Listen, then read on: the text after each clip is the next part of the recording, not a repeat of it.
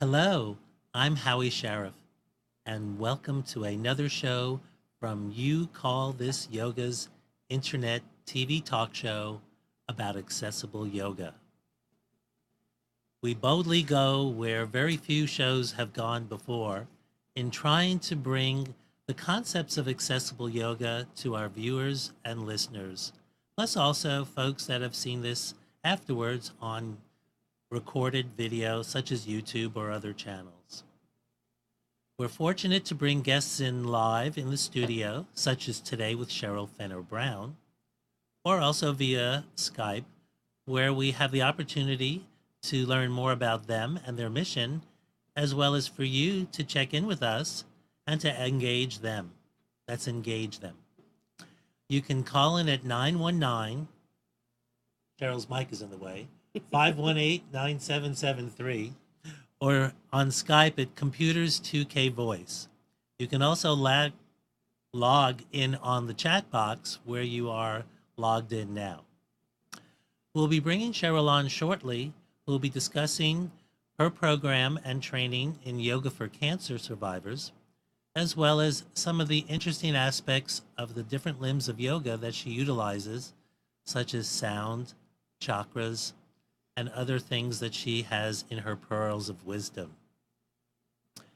You Call This Yoga is a 501c3 nonprofit who brings yoga to the physically challenged and underserved.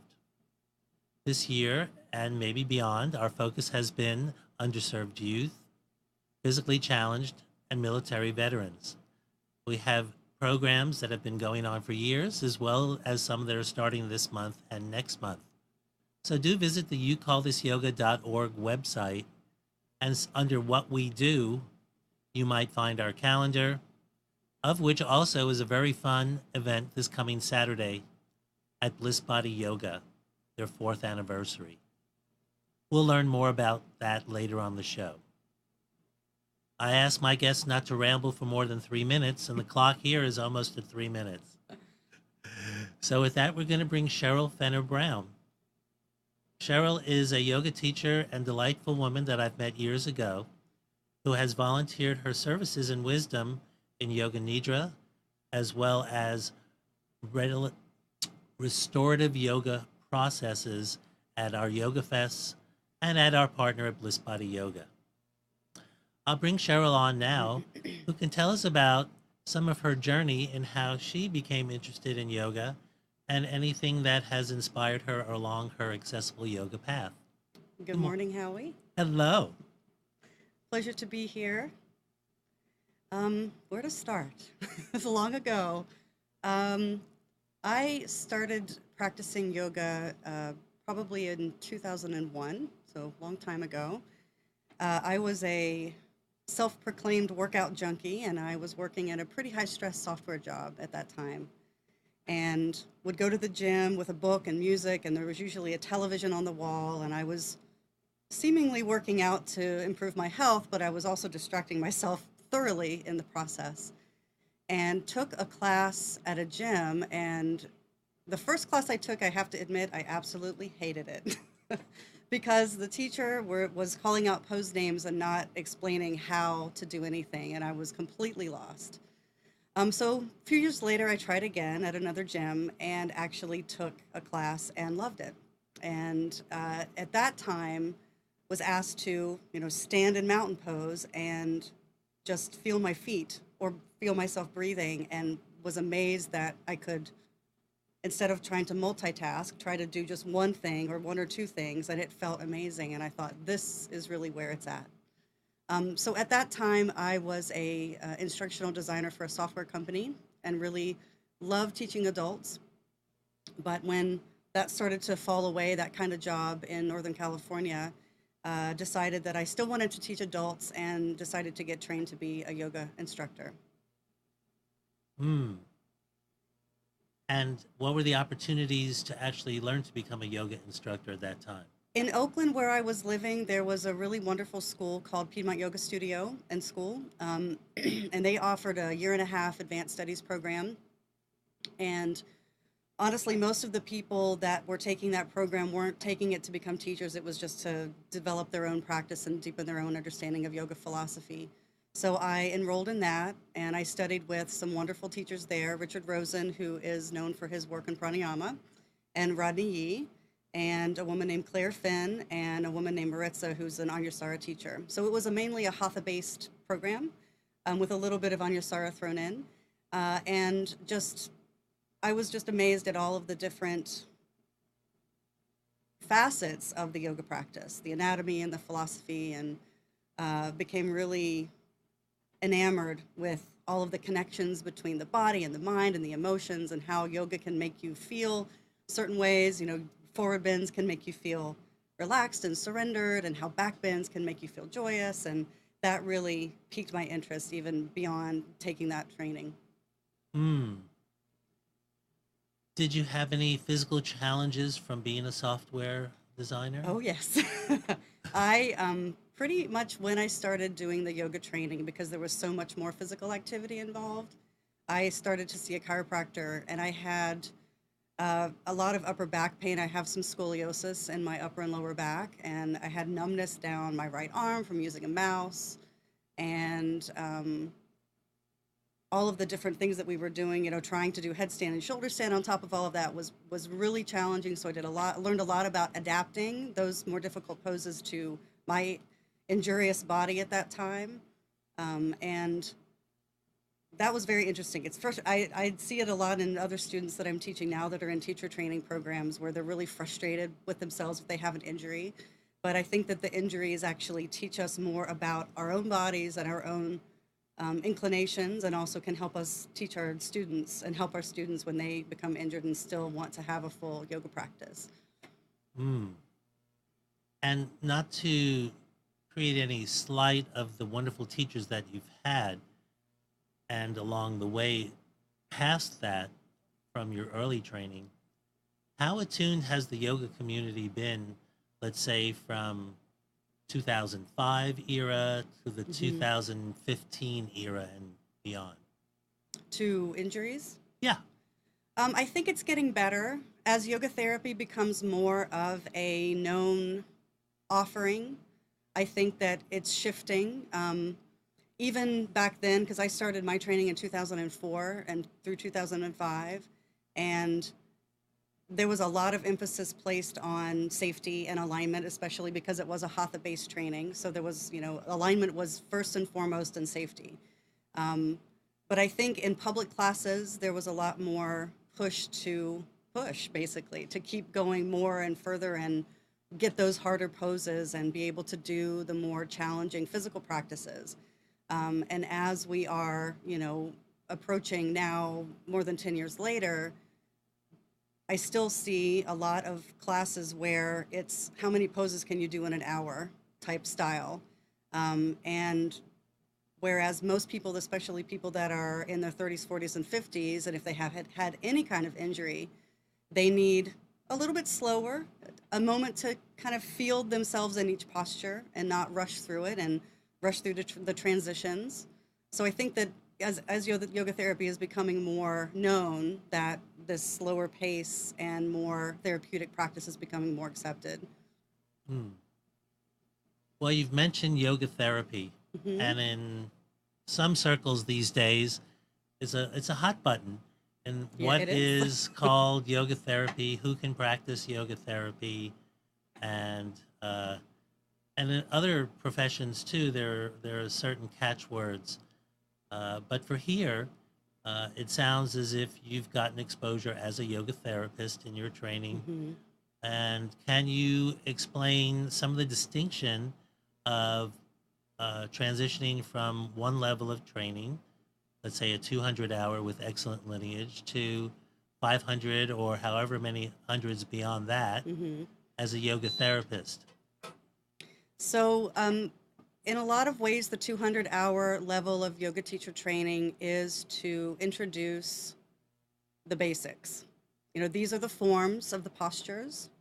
This is what pranayama is. Hopefully, this is what the 8 limbs of yoga are. A little bit about some other philosophy, some subtle anatomy like chakras and vayus and things like that. And it's to prepare people to teach. But again, at a very basic level. Beyond that, the 300-hour, the 500-hour, and the 800-hour yoga therapy programs, and I ended up going to the Integrative Yoga Therapy School at Kripalu, and also spent some time at Mount Madonna in California with Joseph and Lillian LePage. Their focus is to train yoga teachers how to take groups or individuals with a specific ailment and create a yoga protocol to help them deal with that ailment, whatever it happens to be. So our training focused on the systems of the body and the most common ailments in each system of the body. And then most of us ended up specializing in something. And I ended up specializing in yoga for cancer. And more now in North Carolina, yoga for seniors. But the difference really is, you know, I think in a lot of ways, yoga isn't seen as an exercise necessarily or just a physical discipline. There are a host of other more contemplative, quieter practices that yoga therapy employs, including some of the things that you mentioned before, things like chanting, mudra, yoga nidra, more pranayama and breath work, doing body scans and guided visualizations, and basically all of these different tools in the toolbox to enable the practitioner to connect with themselves in a much deeper way that isn't just can they do a downward dog or a triangle pose. And that brings us to the idea of what is accessible and how the most elemental parts of yoga, not necessarily a whole limb, but branches within that limb can be intrinsically therapeutic. So let's move towards our first pearl from Cheryl and catch her at a different angle, sharing a perspective for your practice now or later.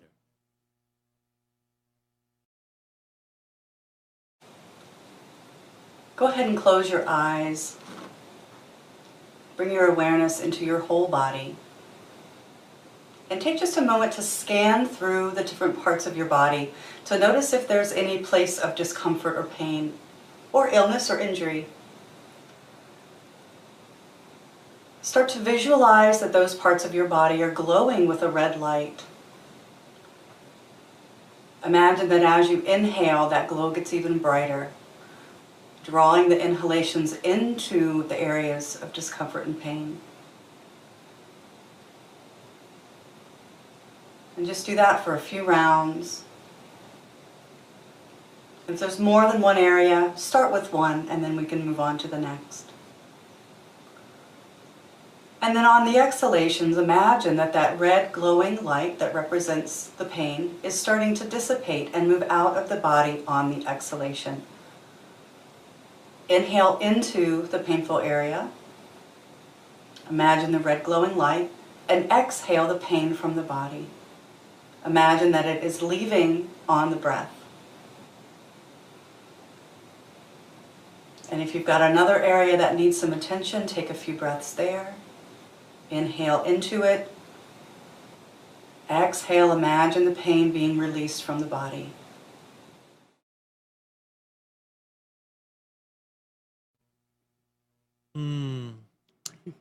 So viewers and listeners, were you able to experience that sensation of focusing and visualization in some form of color or temperature?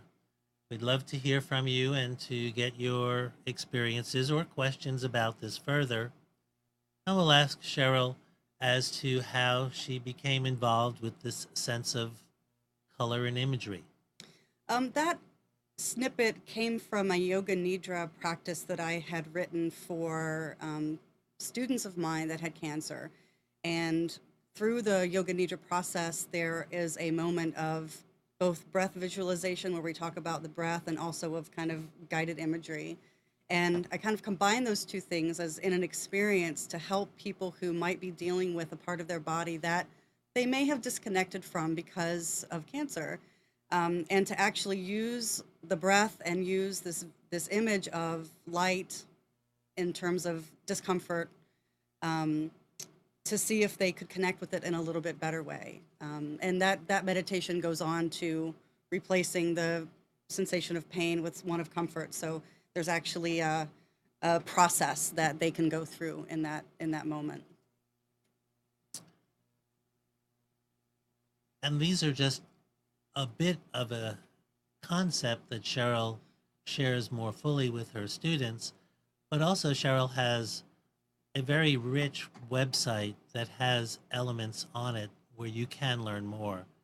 Can you tell us, Cheryl, about some of this training that you've had in yoga for cancer, as well as how people can learn more on your website? Yeah, so the website comes from my previous life as a software person. I have been designing websites for many years, longer than I've been a yoga practitioner. And I started creating that website when I was in my yoga original teacher training back in 2004. And I am of the firm belief that all of these practices that we all learn are common. They should be common knowledge. I mean, you obviously need to learn them from someone, but I think that it should be available to people. So I created the site to share little snippets about postures. There's pages of asana instruction with photos and descriptions. There's pages of mudra and pranayama instruction as well. There are a host of cancer-specific resources on the site. There are restorative practices that you can download and use, like a little handout, as well as little videos that you can watch on YouTube, full classes as well as snippets of practices. And these were to help my students who were going through treatment, who couldn't get to class, kind of keep up with what we were doing in class. So for 5 years, I even wrote a blog that followed the class sequence. And those can be, downloaded and taken a look at and practiced at home. So that kind of blended my love of yoga and my love of creating a good website. The never-ending story. It is. That is, because it's an endeavor. It is.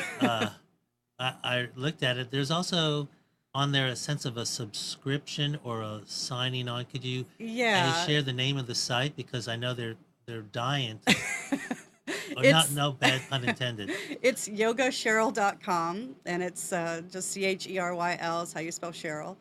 And there are the parts of the site that are sort of my schedule and the workshop schedule and all of that are kind of out and available. If you want to look at the actual practices pages, there's a free logon. You just create a logon and a password, and that gives me your address so that you're on the mailing list. So it's a small fee of a mailing address ad, and I only send out newsletters about every month or so. And it's just to announce the various classes, like at Bliss Body and at Blue Lotus that I teach here in town, and then the trainings that I do nationwide. Well, you've cited trainings that you do. Let's roll back a little bit.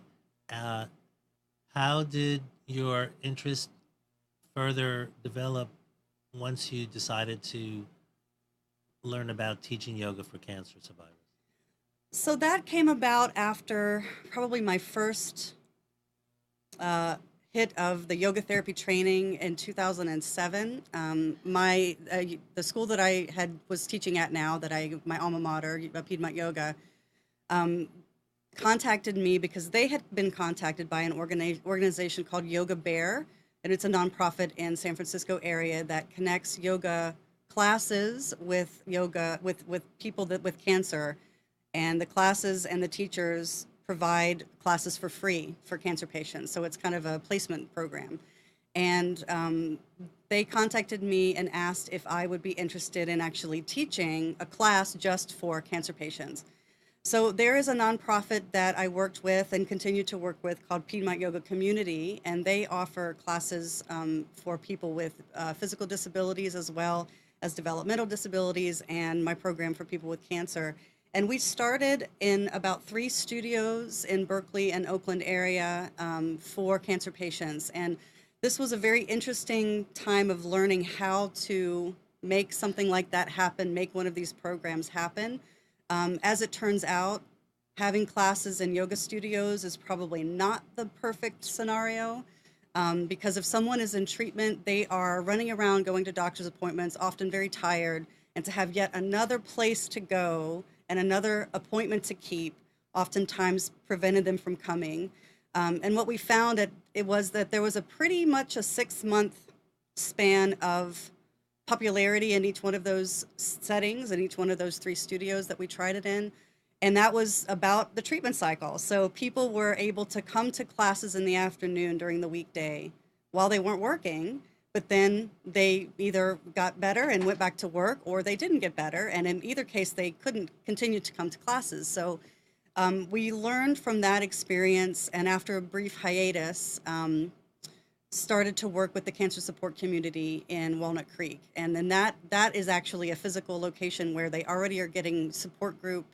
They're getting all kinds of other types of mind-body classes, cooking, basically anything that a cancer patient might need. They have those types of informative classes there. And they already had a really wonderful yoga program, and they hired me to come in and to teach a few more classes at that space. Mm. What a brilliant opportunity when you have a dedicated space. Yeah, it makes a big difference. And who was the entity behind, or what was the entity behind that space? Was that It's a nonprofit as well. So the cancer support communities are nationwide. The one that I was with was in Walnut Creek, and I believe there's another one that's actually in the Northern California area now as well. And the Piedmont Yoga Community, the nonprofit that I was involved in, also kind of helped organize and helped to fund part of the work that I did there. Wow. Do you know if these entities are still in operation? They are still in operation. All right, so we can learn from them. Is there anything comparable to the Walnut Creek enterprise in North Carolina? Not in this central area of North Carolina that I know of. I know that Cornucopia House is here, and they have, I believe, support groups, but I'm not sure that they have as much of a mind-body movement program as that they used to have. Wow. So that in itself creates almost a desert of service. Yeah, it does. For cancer. There are some classes that are taught at UNC for patients by a wonderful woman named Doreen. And there are classes there are short 4-week sessions at Duke Raleigh where they have like a transitions group for patients that they can come in and talk about various, the doctors can come in and talk to them, and they have some mind-body, but there's not a dedicated Yoga for Cancer program in this area. What about Meetup or something like that? Are there social networks out there, possibly? I'm guessing. There probably are, but I don't know of them at this time. Well, we have viewers and listeners, thousands checking in. What if you had an idea, or while we're on the show, why don't you check and let us know? We welcome your call at 919. Oh, I get to lean back again. 518-9773. Cheryl's got the queen of the studio speaker microphone in front of her. We also are on Computers 2K Voice on Skype, and you can log in on the chat box where you are on Nissan Communications.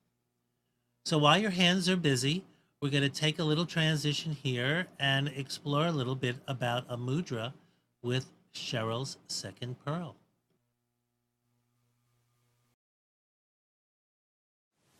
This mudra is called Vajra Pradama, or the mudra of unshakable trust and confidence in the self. And it's very helpful for moments when you're feeling self-doubt or worry. So if you take your hands and clasp them with the fingers to the outside, open the palm toward the body, creating a loose netting with the fingers and a W shape at the top of the index fingers and thumbs, and hold that in front of the chest a few inches and close the eyes. And as you breathe in through the nose, feel that the breath is drawn lightly up towards the top of the chest and collarbones, gently opening the heart, releasing any feelings of doubt, worry, and exhaling again through the nose. And it's best to hold these gestures for maybe a minute or so when you're learning them and noticing how they affect you over time. They can be used during moments of need or during meditation. This one's actually even helpful to do right before you go to bed to help you sleep.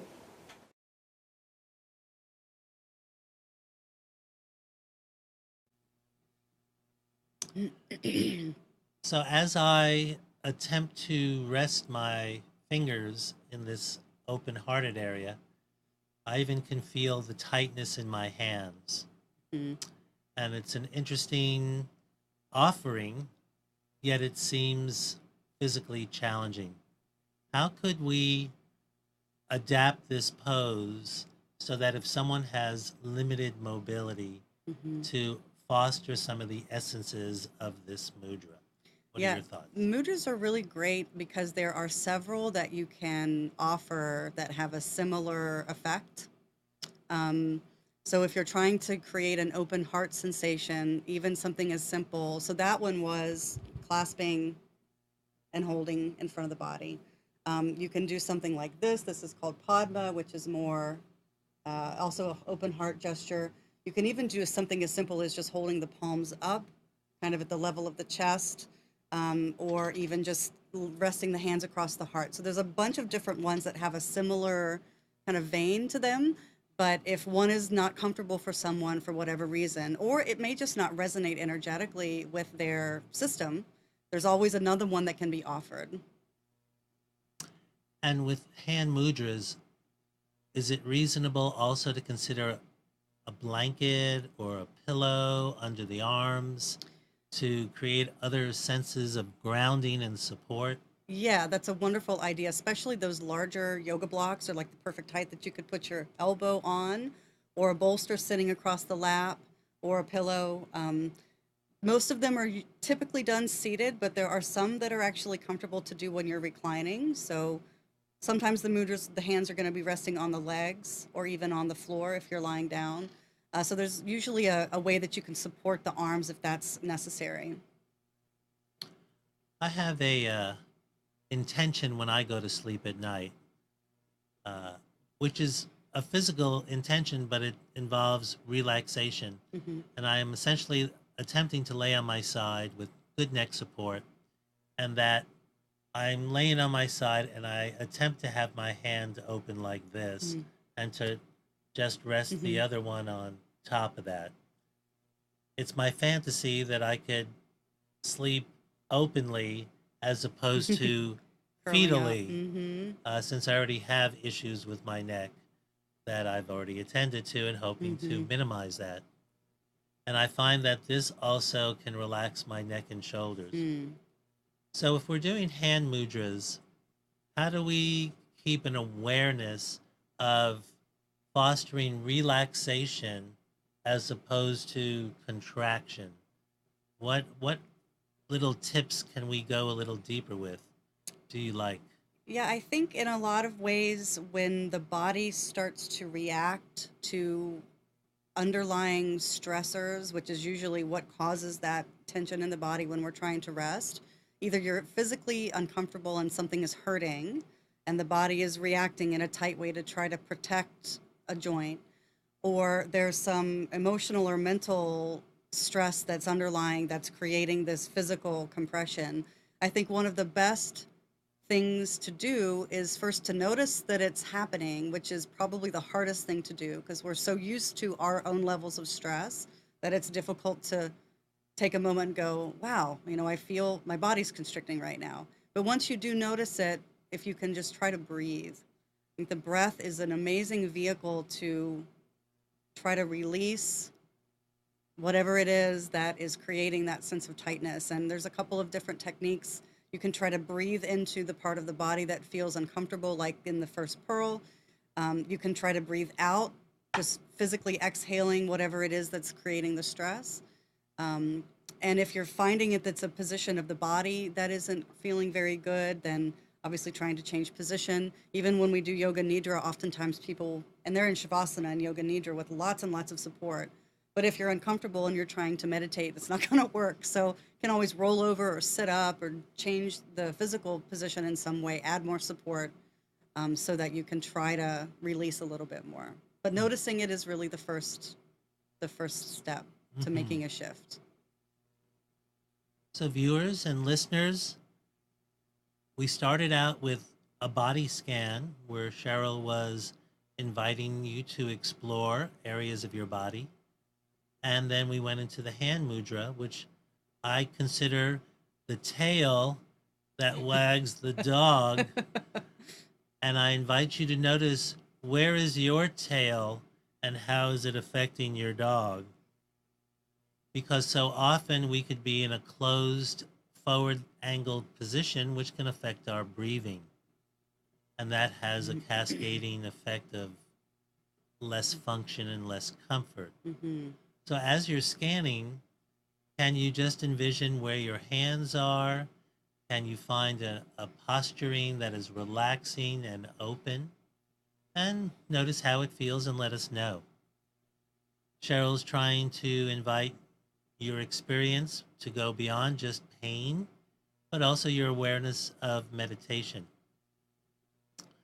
Cheryl, tell us a little bit more about your iRest and Yoga Nidra training. So my Yoga Nidra training came from my IYT experience. We used it as an afternoon, after lunch treat during the training, and those trainings were very intense. They were residential. We would be up at 7 a.m. meditating and have class until 9 p.m. at night. And it was classroom time. It wasn't all just practicing yoga time. So after lunch, we needed a little bit of a brain boost to prepare ourselves for the afternoon lectures. And the very first time that I experienced it, I had never even heard of Yoga Nidra before. And I literally, when it was maybe 30 minutes, and it's a guided relaxation practice that takes you through different levels of awareness, body awareness, breath awareness, awareness of pairs of opposites, and lists of items that you can visualize. When I came back out of it, I had felt like I had sat down a piece of luggage filled with all of my gunk, my mental and emotional and physical gunk, and I could actually look at it and go, I don't actually have to pick all that stuff back up again. I felt literally lighter, and it's a practice that I immediately started to attempt to teach back then. I've gotten better at it now, but it has such an amazing ability to allow people who don't sit and meditate silently by themselves to really drop into that place of witnessing. And I think that ability to drop into the witness is one of the most important pieces of these more contemplative, some would say deeper practices of yoga, and including, seated meditation, yoga nidra, all of those sorts of classifications of postures or of practices. And who were your teachers? I studied with Joseph and Lillian LePage, taught us the technique, and we learned from the original little blue book from the Bihar school, and the original text. And the technique was developed in about the 1950s. So it's, we sometimes think of all these practices as being thousands and thousands of years old. The concepts are definitely that old, but I think some of the practices are a lot more modern than that. Can appreciate that. There's different perspectives in our cultures as to understand what's going on. I operated, and probably still do, in a sense of fatigue. And meditation is not easy for me to complete in a prolonged period of time without falling asleep. Yeah. Yoga Nidra borders on sleep, but some of us are more like a light switch that goes on and off, as opposed to one that can be dimmed and filtered. So this is something, viewers and listeners, that you can come to yogacheryl.com and learn more about Yoga Nidra, a very accessible practice. Cheryl has shared that at Yoga Fest. There's actually a free meditation if you join the mailing list. On most of the pages will pop up a thing to join the mailing list. You'll get a free 20-minute Yoga Nidra meditation that you can listen to. Yes, even if it takes more than one listening. Because you might fall asleep, and that's okay. I always tell my students, if you fall asleep, think about how many times. I looked it up at one point. I think it's like, for a middle-aged person, it's like 30 or 40,000 times that we've fallen asleep in our lifetime. Maybe that's wrong, but it's a big number. I can't remember. And you're asking yourself to not fall asleep, which is really hard. You're trying to skirt the boundary between being awake and being asleep. And like Howie said, most of the time you just go from here straight down into the sleep. And you're still hearing it at some level, but it takes a few times. It's a practice, right? That's why they call it a practice.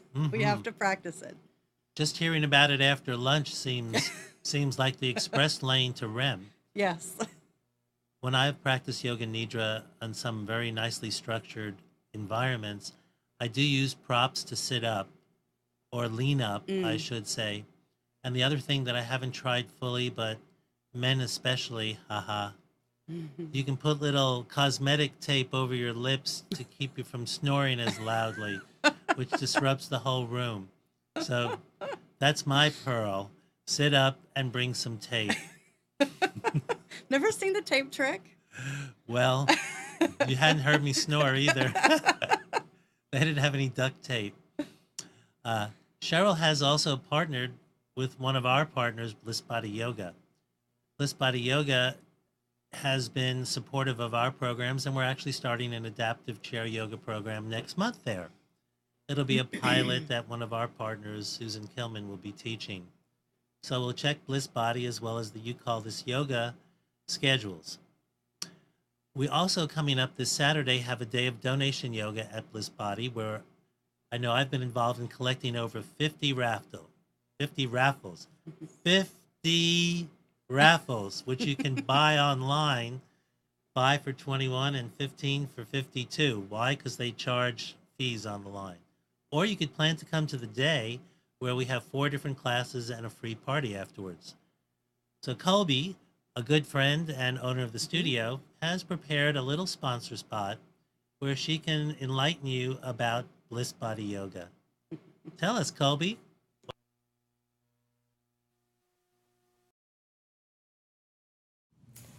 Hi yogis, this is Colby with Bliss Body Yoga. We are getting ready to celebrate our 4th anniversary this Saturday, August 12th. We will have donation classes throughout the day to benefit You Call This Yoga, and a party in the early evening. There will be raffle prizes, great food from Niamond, a henna tattoo artist, and just fun community time. And in honor of 4 years of Bliss, I'm going to share 4 fun facts about the studio.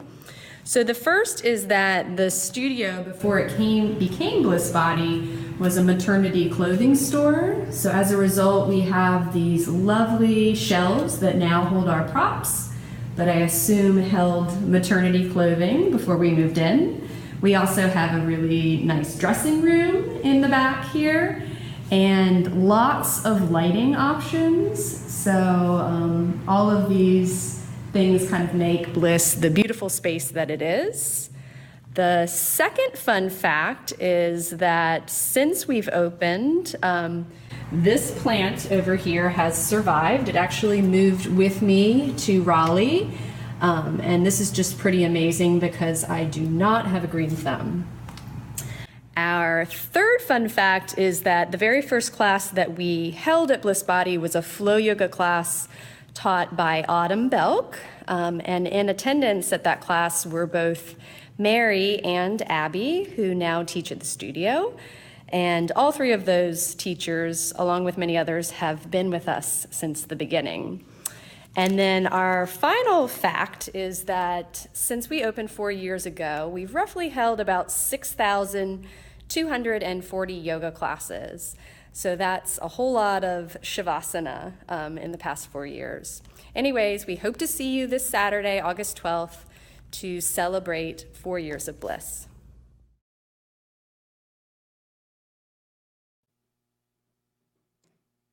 In this experience on Saturday, we have Jen Bluestone doing a family class.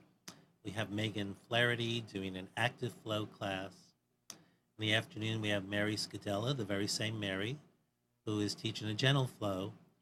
Barbara Vosk will be teaching a restorative class.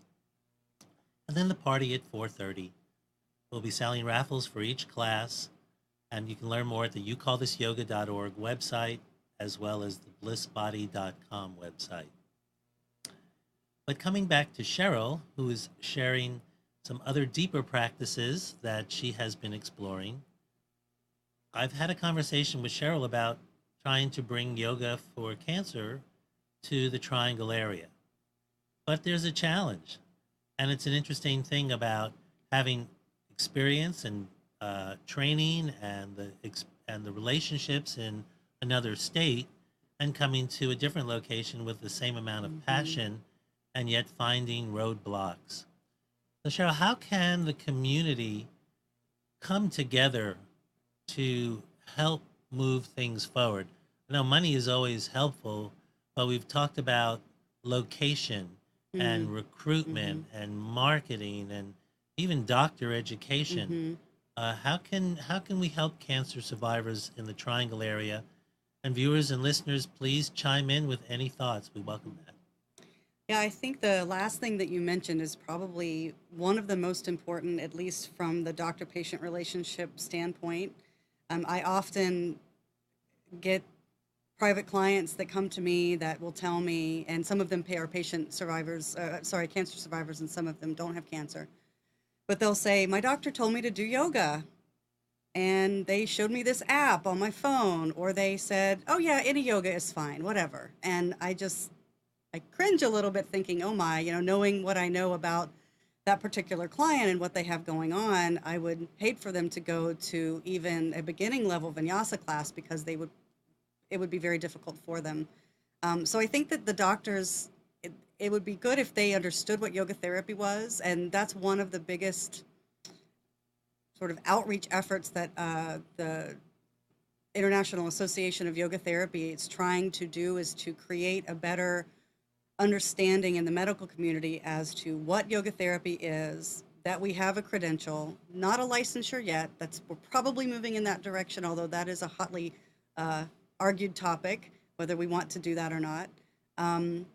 And to allow the physicians to be able to recommend the type of yoga, or you need to find a yoga therapist or a gentle class or a yoga for seniors class or a yoga for cancer class, so that they really understand. And unless the physician has had personal experience with yoga, they usually don't get it very well.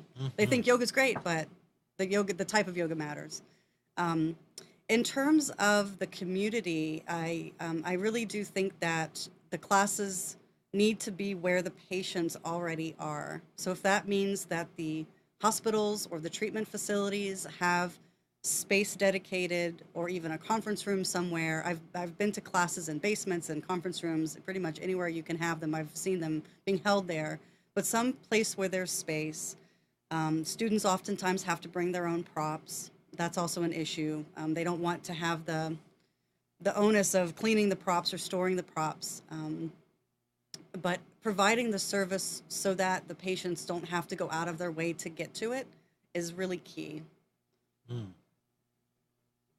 I can appreciate the challenge. I've sought for years to have yoga for multiple sclerosis and other neuromuscular disorders in a facility that from a very large practice in town, but their exam rooms are tiny. They don't have group rooms per se for education, and mostly it's rehabilitative services. So just having dedicated space, even for an hour a week, seems like a tremendous anomaly. Yeah. Where patients congregate, even if there could be hundreds in a day, to get a 10 by 10 room is an adventure. It is, and in a lot of cases, chair yoga becomes the thing that's done because there probably is a room with chairs in it, And that means that the patients don't have to change clothes. They don't even have to take their shoes off. They can just come in, sit down, and have a chair yoga session. And there's an amazing amount of practice that can be done sitting in a chair. I actually teach right now at the Forest at Duke, and we have 2 chair classes and 2 mat classes a week. And I continually am surprised by the feedback that I get of how much they feel like they did something from the chair. So it's an amazing addition. Oh yes, it's the real deal too. Yeah, it is. I It's mean, not fake yoga, it's real yoga. because what percent of your life are you spending on a mat? Yeah, and how much do we sit? And the one of the favorite things that I like to share with people about chair yoga is that you once you know a few things, if you're sitting at your desk or you're sitting on your sofa and you think you need to move around, then just do a little bit of chair yoga. You don't have to have a whole hour of chair yoga for it to be effective. A few minutes is actually really wonderful. Yes. In fact, now I could put in a plug for next week's That's show. Boldly going where no show will ever go till the week after. We have a special guest next week. Because of a scheduling shift, we searched high and low for a chair yoga aficionado. It's me. We searched high and low for another wonderful substitute host, and we have Celia again. So we're doing our own version of Pinky in the Brain, sharing our experiences in yoga as people with disabilities, also developing the organization, and pearls of wisdom that we've pulled out of the ocean. My little element here is to encourage you to try to sit in some form with palms up, trying to see what's level here, as opposed to palms down as we spend an inordinate amount of time. So if you can consider that, and then we'll explore. This is a receiving, this is a closed and grounded, already closed and grounded. So as you consider that, we can also consider what Cheryl's next pearl will be, which is a practice. And this is something you can come back to on the video, or if you're in a safe position now, consider how you can position an upright, seated, comfortable spot with your palms up. Thank you, Cheryl. Chanting a simple sound is a really wonderful way to create a sense of centering and can be done before seated meditation, as a standalone practice, or even before Shavasana. So we're just going to chant the sound Ah. Try to stay relaxed, breathing into the belly between sounds. Take a deep breath in. Ah.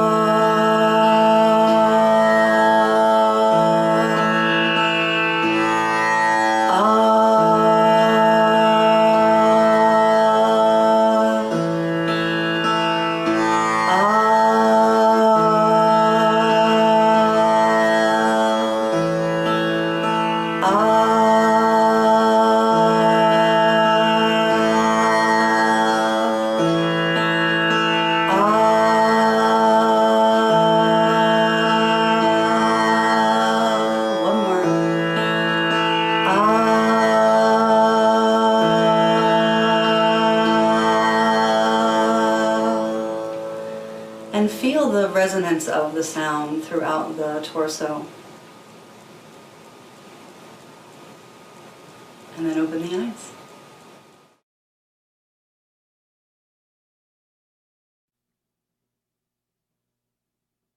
Well, prior to this week, I had never seen or heard that instrument. And I'm going to ask Cheryl to describe that, and also not only the sound of ah and relationship to the body and chakras and other channels, but other sounds that we might consider and how we can learn more about them. So the instrument is called a tanpura, and that's a different form of tanpura. That's called a travel tanpura, and it barely fits in the back of my very small car.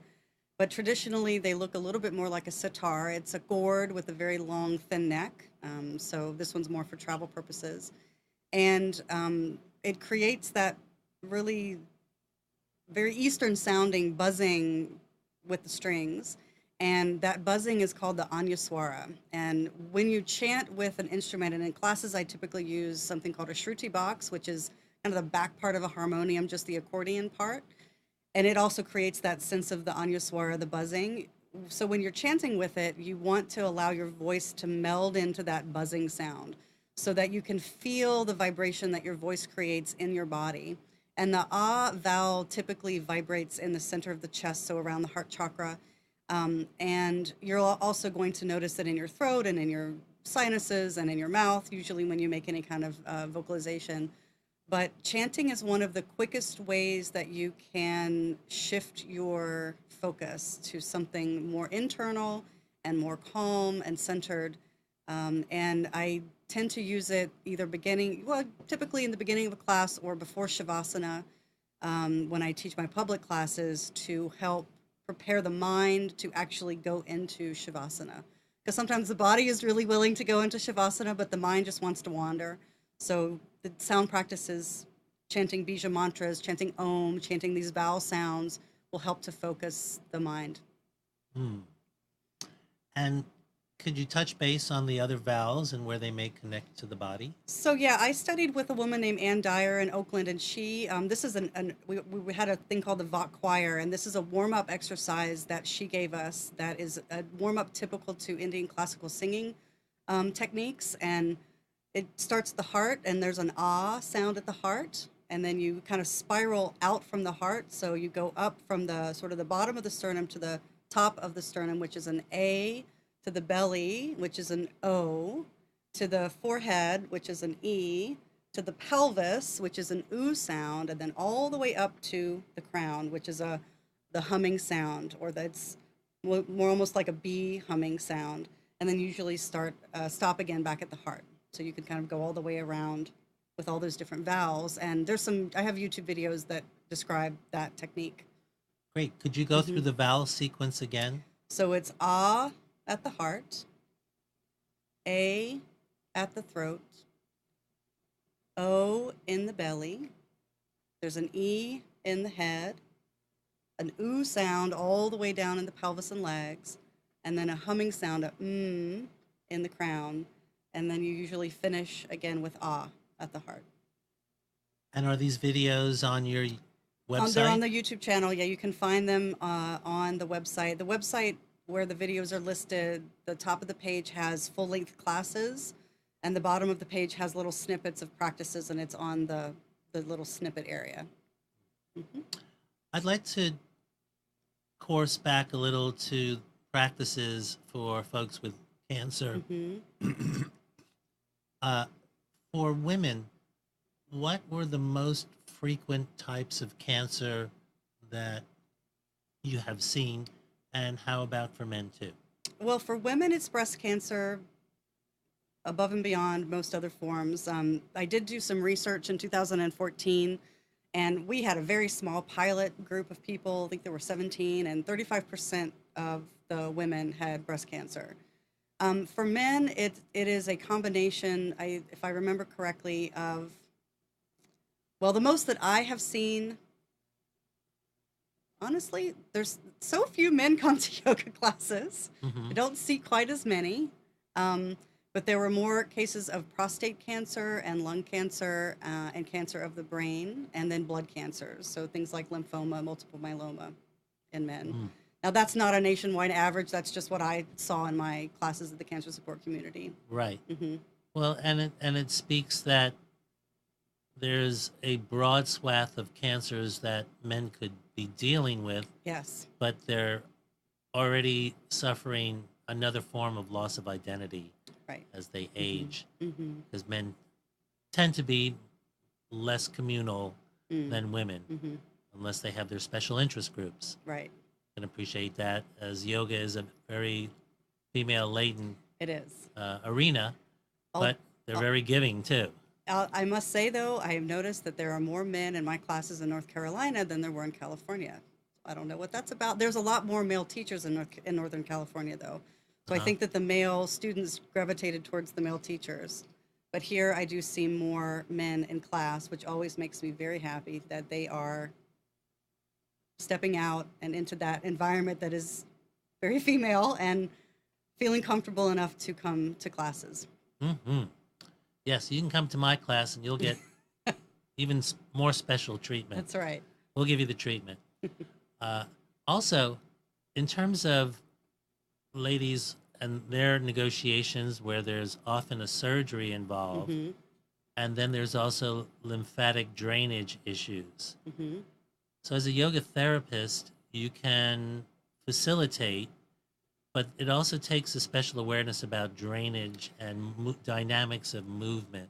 Yeah, it does. How does yoga for cancer work to modify poses, especially for lymph issues? So in the physical part of the practices, that is really what we're trying to do, is move the inguinal parts of the body. So your inguinal parts are the areas around your armpits and your groins, and then throughout the core of the body there are lymph nodes.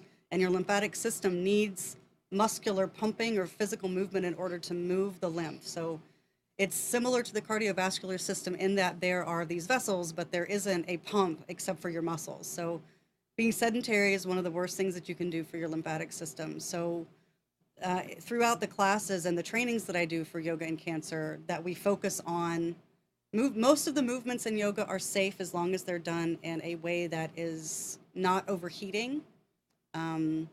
So you wouldn't want to do a really vigorous vinyasa practice when you are a cancer patient. And there are some arguments on that as well. One school of thought thinks that vigorous yoga is fine for cancer patients. I am of the other camp. I feel like if you want a vigorous workout, you can go to the gym, you can go walking or running. Yoga is for something entirely different. But the movements are all to try to get this idea of squeezing and releasing, so that there is pressure placed on those inguinal parts of the body, and then there is a sense of relaxation or letting go, so that the lymph can flow a little bit more readily. And then there's also things that we have to take into consideration when there has been surgery, whether it is from a mastectomy or some other form of surgery. Just making sure that the person is comfortable, that there's no pressure being placed on the area of surgery. But there are many more poses that are safe than are unsafe for a cancer patient. And I think that the teachers that I train in my training are very happy to hear that, because they get a little freaked out when a cancer patient shows up in their class and they have no idea what to do and they want to put them in Shavasana. But there's a lot that can be done with someone that is in active treatment to help them kind of feel better and really to help reduce some of the side effects from chemo and radiation. Yes, there is so much more to touch on. Viewers and listeners, you can reach Cheryl at yogacheryl.com. But Cheryl is also very active in the community.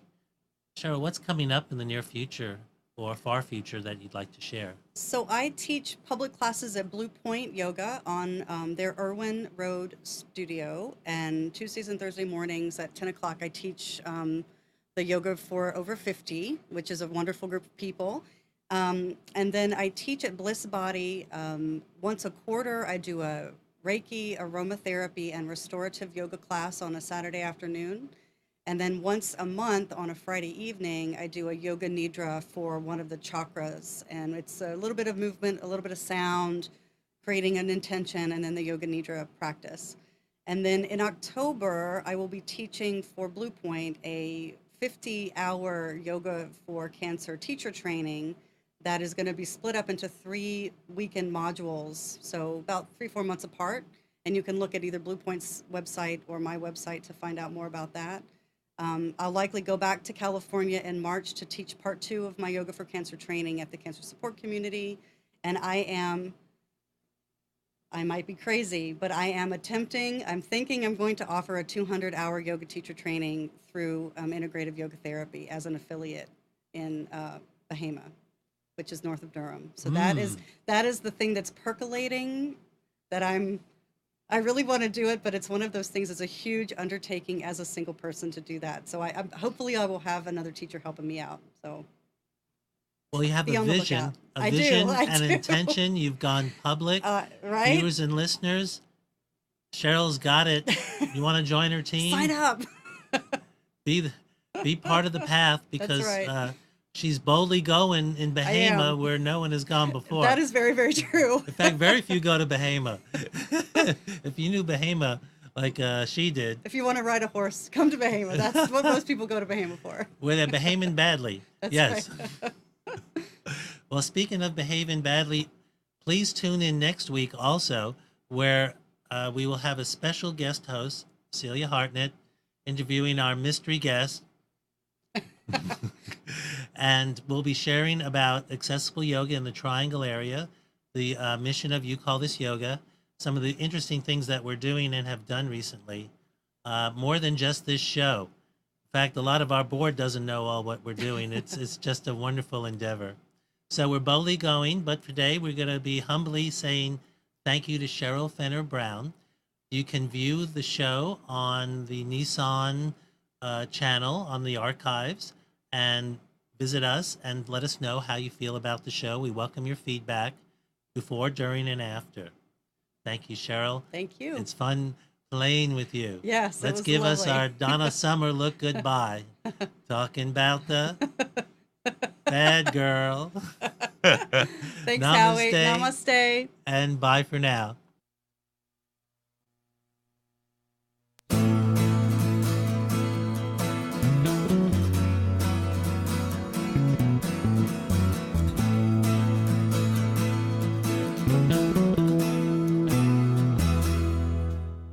You are tuned to the Nissan Communications Network. If you tuned in too late, you can always watch each program in its entirety or download an MP3 audio file of it in the archives section at nissancommunications.com. Don't forget to subscribe to our YouTube channel, follow us on Twitter, and like us on Facebook. Sponsored by Telestream's Wirecast software, StreamingGear.com, Carolina Apparel, and DeltaForce.net.